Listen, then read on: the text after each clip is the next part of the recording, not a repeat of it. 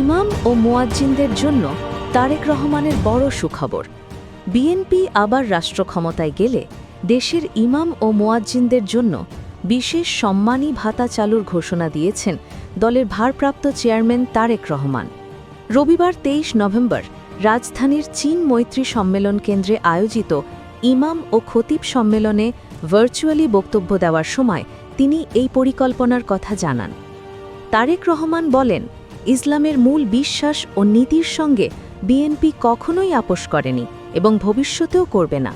তিনি উল্লেখ করেন, তাওহিদ, রিসালাত ও আখিরাতের ওপর দৃঢ় বিশ্বাস ছাড়া প্রকৃত মুসলমান হওয়া সম্ভব নয়। নামাজ, রোজা, হজ, জাকাত ইসলামের ৫টি স্তম্ভ পৃথিবীর সব মুসলমানের কাছে সমানভাবে গুরুত্বপূর্ণ।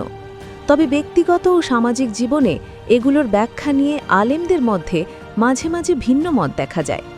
তিনি সতর্ক করেন যে ইসলাম নিয়ে গবেষণা, আলোচনা বা ব্যাখ্যা করতে কোনো বাধা নেই, তবে রাজনৈতিক স্বার্থে ধর্মীয় বিষয়কে ব্যবহার করলে সমাজে ফিতনা ছড়ানোর আশঙ্কা থাকে।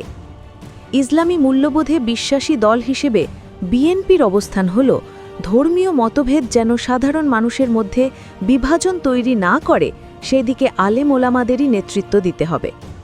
তারেক রহমান বলেন, বিএনপি এমন একটি শাসন ব্যবস্থার পক্ষে যেখানে মুসলমানরা নিরাপদে নির্ভয়ে কোরআন সুন্নাহ অনুযায়ী জীবন পরিচালনা করতে পারবেন, আবার অন্য ধর্মাবলম্বীরাও স্বাচ্ছন্দ্যে তাদের ধর্ম পালন করতে পারবেন। তিনি অভিযোগ করেন যে অতীতে পতিত স্বৈরাচার সংবিধান রচনার সময় দেশের মুসলমান জনগোষ্ঠীর অনুভূতির প্রতিফলন ঘটাননি। পরবর্তীতে রাষ্ট্রপতি জিয়াউর রহমান সংবিধানে বিসমিল্লাহির রহমানির রহিম এবং সর্বশক্তিমান আল্লাহর প্রতি আস্থা বিশ্বাস সংযোজন করেন। তবে বর্তমান সংবিধানে সে বিশ্বাস পূর্ণভাবে প্রতিফলিত হয়নি বলেও তিনি মন্তব্য করেন। তারেক রহমান বলেন, স্বৈরাচারী ক্ষমতার সময় ইসলামকে দুর্বল করার নানা চেষ্টা হয়েছিল।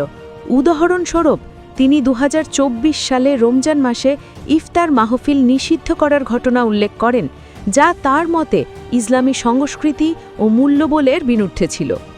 তিনি আরও জানান, বর্তমানে দেশে প্রায় ৫০,০০০ মাদ্রাসা এবং ৩.৫ লাখ মসজিদ রয়েছে।